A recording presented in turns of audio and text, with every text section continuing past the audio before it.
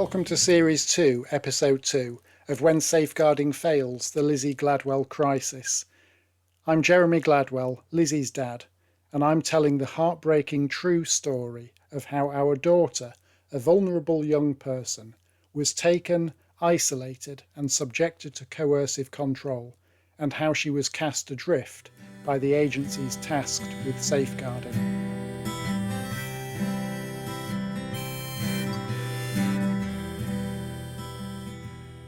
Lizzie didn't choose to vanish from our lives. She was taken. In January 2024, I knocked on the door of the house where Lizzie was being held. I just wanted to see my daughter, and all other routes of communication had been severed. I was not aggressive. I was not threatening. I was not allowed to see Lizzie. That act, that human desperate gesture, led to a community resolution order for harassment issued in March 2024 when PC Smith visited our house. She said that unless I signed the order, she would arrest me. She read something off a tablet. There was no printout, no copy for me to keep, no clear explanation of my rights, no opportunity to seek legal advice. She wanted my signature on the screen there and then. It all felt very odd even at the time, notwithstanding the fact that I was not harassing in the first place. Sign here, Mr. Gladwell. Was PC Smith aware of Lizzie's diagnosis and cognitive impairment? No. Was she aware of the overwhelming evidence of coercive and manipulative behaviour by Coral? No. PC Smith had not been briefed on any of it. She had simply been sent to shut me up. Together, Jane and I explained everything to PC Smith: Lizzie's FASD diagnosis, her vulnerability, the overwhelming evidence of coercion and isolation by Coral. Even as I deliberated over whether to sign it or not, I warned PC Smith that she was being used, a pawn in Coral's coercive control over Lizzie. It made no difference. I signed it. I shouldn't have done. At the time I was torn. I hoped to show good faith, to buy time, to trust that the system would ultimately do the right thing. PC Smith assured us that she would go and speak to Coral, that she would make it clear that Lizzie should not be obstructed from contacting us. I gave PC Smith the benefit of the doubt. I believed her. That was a mistake. I believed that the system would protect Lizzie. It didn't. I believed that the truth would be investigated. It wasn't. I shouldn't have signed it. But I did.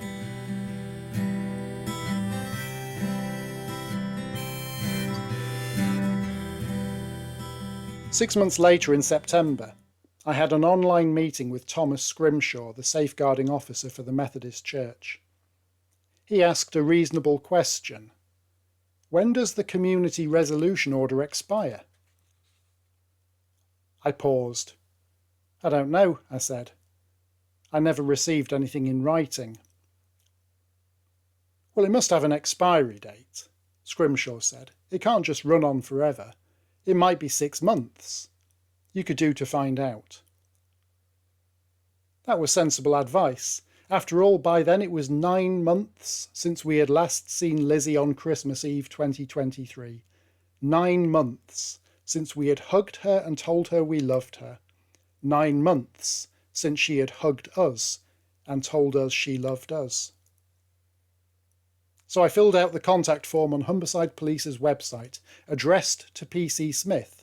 I asked, how long does the community order last? Does it expire?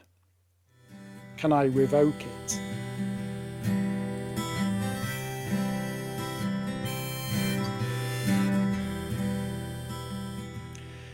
Two days later I got a call. Private number. It was PC Smith. We exchanged pleasantries. I reminded her of her visit to our house in March. Given that that was 6 months earlier, I asked, had the community order now expired? Was I now able to knock on the door? Could I finally try to see my daughter? No, it doesn't expire, she said. It stays on your record. I asked you not to knock at the door. You agreed to it and signed it. That doesn't expire. In which case, I replied, how can it be revoked? I've changed my mind. I revoke my consent. It must be within my rights to revoke my permission on that community order. No, it doesn't work like that, Smith said. It can't be revoked. That's just not how we work. It can't be revoked unless you and Coral come up with some agreement that you would go and meet with Lizzie. I was stunned. How could my consent, given under duress, be irreversible? And how could PC Smith suggest I negotiate with Coral, the very person isolating Lizzie from her entire family? Did PC Smith have the faintest idea what was going on here? Did she know the lengths Coral had gone to isolate Lizzie from her family? Why would Coral, who had meticulously severed every link between Lizzie and her loved ones, suddenly allow me to visit Lizzie? I explained to PC Smith that no agreement was possible given the circumstances. Coral abducting our daughter, isolating her, using manipulation and coercive control, plus the threats on Facebook. It simply wasn't feasible for me to contact Coral for a chat. This didn't need mediation. This was criminal activity, and only Humberside Police or Adult Social Care could resolve this. PC Smith said, if Lizzie wants to contact you, she's an adult, she can do. She can't. She can't. Please understand, she can't. She's not able to. She's not allowed to. I reminded PC Smith that no family member could see Lizzie and that all contact with her had been cut off. I pointed out that even when Lizzie was briefly allowed to see her auntie and uncle, people she adored, she returned to Coral's house and was used in a false rape allegation against that uncle. That allegation devastated him, traumatised the entire family, and further severed ties between Lizzie and her loved ones. It was an unambiguous threat to everybody else. Stay away. Another bridge was burned, another lifeline to Lizzie destroyed, another wall between Lizzie and her support network. And once again, Humberside Police were right there, enabling it.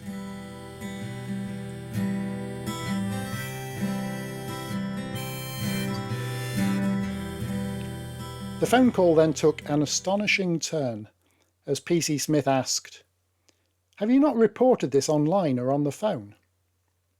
Yes, I insisted, agitated. It has been reported numerous times, and it has been dismissed. Everything has been dismissed. This is classic coercive control, I continued. The CPS guidance couldn't be clearer. Isolation from family and friends is the primary indicator. Interference with communication follows close behind. You cannot tell me there is no evidence of Lizzie being isolated from her family and friends, because that is precisely what has happened. But this needs to be reported, PC Smith said. I can't see a crime log where this has been reported as coercion and control. Pause. Reflect on that for a moment. After a year, after everything, after innumerable phone calls with Humberside Police, after creating and submitting an 80,000-word evidence document specifically addressing the coercive control of Lizzie Gladwell, PC Smith told me that she could not see a single log where this had been reported as coercive control. There was no record that our concerns, our evidence, had ever been captured on the Humberside police system. No trace of the hours of calls, the dozens of emails, the evidence we'd submitted. According to the computer system of Humberside Police, it was as if none of it had ever happened. Remember at this point that the officers who had conducted welfare checks on Lizzie had no awareness of Lizzie's diagnosis, nor of the accusation of coercive control. In that call with PC Smith, it became clear why. The key information was not actually on the police's computer system. If what PC Smith said is true, and I don't doubt it, then we were not just dealing with incompetence, but potentially something far worse. I was shocked. I didn't know what to say. I simply emphasised that every conversation I had held with Humberside Police had been reporting evidence of coercive and controlling behaviour against Lizzie, including several discussions and updates with DC Roscoff. As if I was not already astonished enough at the apparent disappearance of any record of our disclosures, PC Smith managed to surprise me still further. DC Roscoff? She asked, puzzled. What was you speaking with him in relation to? Because I can't see anything that would suggest you have had contact. Wow, I said. I couldn't think of another word.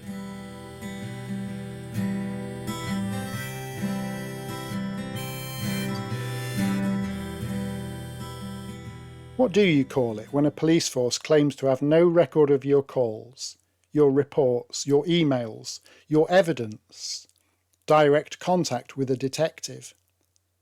It had all mysteriously vanished into thin air. Was it ever recorded? Had it been erased? PC Smith was curious about our evidence file, the document that we had created. As might be expected, there was no record of that on the system, even though it had been received by various people at different levels in the hierarchy. Yes, received, though not read. Received, though not recorded on the system. PC Smith then asked why we felt the need to send it to the Chief Constable and the Crime Commissioner. In light of our conversation thus far, I'm surprised she needed to ask. Yeah, well, Smith said, it's nothing to do with the Professional Standards Department and it's nothing to do with the Chief Constable. If you had evidence that you wanted to report, you should have just done it online, and that would have come through to one of us officers and we'd have had to create a crime report. I know you've sent it to the people who are important, but they won't be able to do as much as we will. Oh, where do I begin?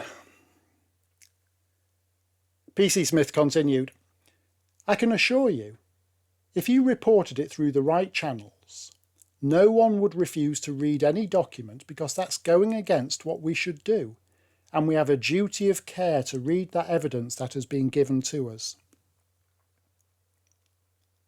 PC Smith's assurance, I believe, was sincere. I wanted to believe her. But reality told a different story. Evidence had been buried, calls had gone unlogged, conversations had been forgotten. There is a deep and dangerous disconnect between official policy and lived experience, between what is supposed to happen and what actually does. All of the evidence we'd submitted, the discussions we'd had with DC Roscoff, was none of it recorded on the system. Have you ever wondered why conviction rates are so low for certain crimes, domestic abuse, coercive control, rape, etc.? I think I now know.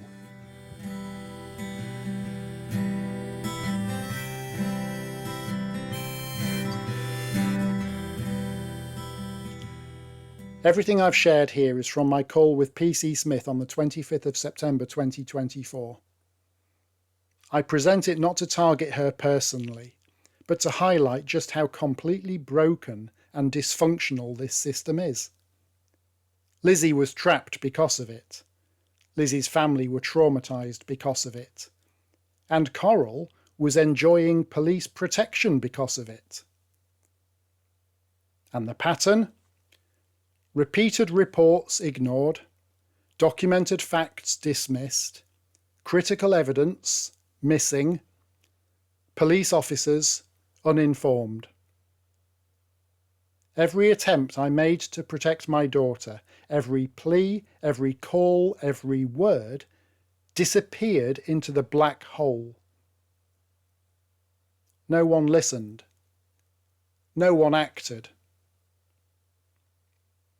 If a police force meant to protect the vulnerable ends up enabling their abusers, then that force is failing not just in duty but in humanity. If it happened to us, it can happen to anyone.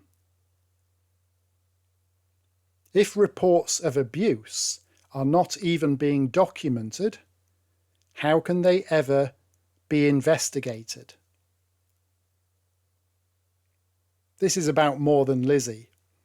It's about every vulnerable young person who falls through the cracks, every parent silenced by bureaucracy, every truth buried in a system designed to look functional while doing nothing.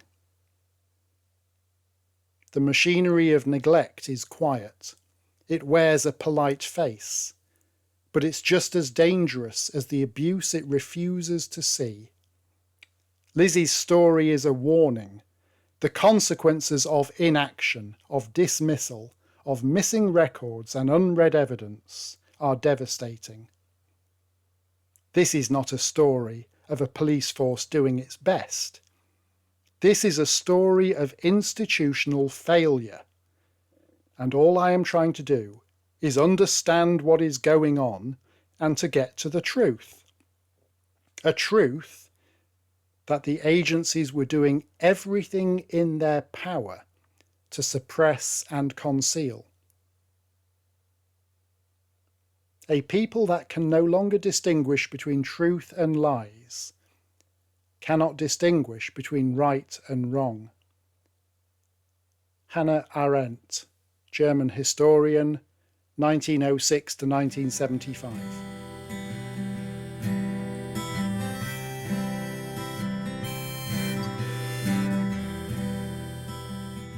My conversation with PC Smith was both revelatory and alarming. It clearly highlighted the inadequate procedures and practices within Humberside Police, especially concerning evidence and record keeping. However, it did not bring me any closer to contacting or seeing Lizzie. We hadn't seen her for 9 months. And nothing PC Smith said made that any more possible. The barricade of Humberside Police and their unwavering support for Coral's scheme remained firmly in place. Why? But I was at least one conversation closer to discovering the truth.